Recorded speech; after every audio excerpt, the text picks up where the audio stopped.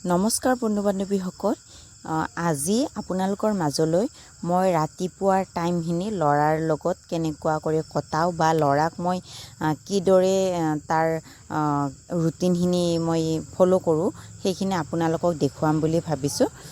এয়া হৈছে 6:30 বজাৰ কথা। মই সি বেছি সময় খুজিলেও মই এতিয়া তাক 6:30 বজাতে উঠাই দিওঁ। তাৰপাছতে 6:30 বজাত উঠাই দি কিনে তাক প্ৰথমতে দাঁত ব্ৰাছ কৰিবৰ কাৰণে দি দিছোঁ। দাঁত ব্ৰাছ কৰা হোৱাৰ পাছত ধুনীয়া কৰি ধুই মেলি দিলোঁ এতিয়া। আৰু এনেকুৱা ল'ৰাবোৰে যেতিয়া 3-4 বছৰমান হয় খুব দুষ্টামি কৰে নহয়নে? মই পিছে তাক একেবাৰে চম্ভালিবই নোৱাৰোঁ, ইমান দুষ্টামি কৰে। তাৰপিছত ধুনীয়া কৰি ব্ৰাছ চাছ কৰি মুখ চুখ ধুৱাই দিলোঁ।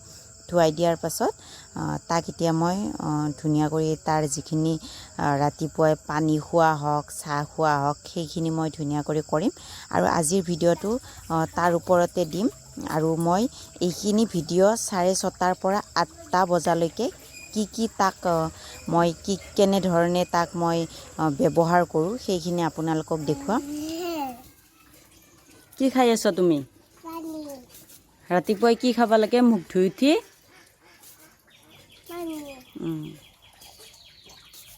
গোটাই ফিনিছ কৰি দিয়া।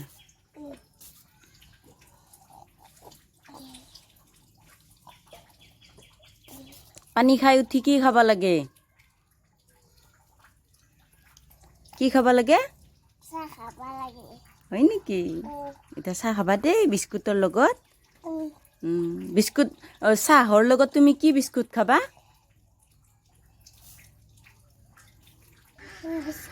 কি বিস্কুট? থিন বিস্কুট। গোটাই ফিনিছ কৰি দিয়া পানীখিনি।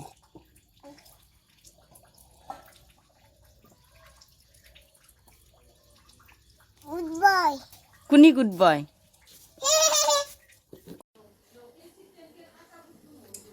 লাল চাহ বনাই আছোঁ ল'ৰাৰ কাৰণে।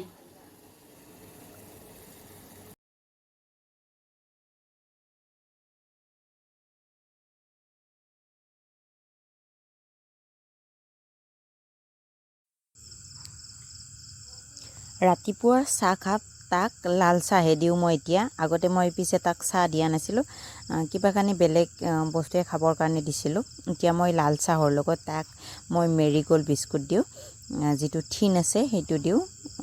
তাৰপিছতে তাক দি দিলোঁ, তাৰ জোখ অনুসৰিয়ে মই দি দিছোঁ।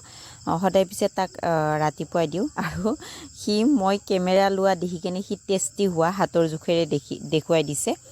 তাৰপিছতে চাহ পানী খাই আজি ক'লোঁ মা অকণমান তাক পঢ়াই দিয়ে।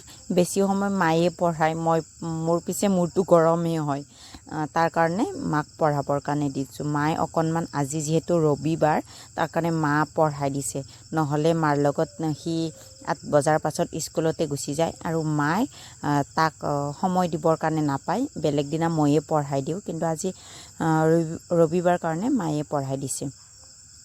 আৰু সিক আজি লিখিবৰ কাৰণে দিছে। আৰু কিতাপখনৰ যিখিনি ফলৰ নাম বা ফুলৰ নাম এনেকুৱা কৰি কিছু মাতিছে।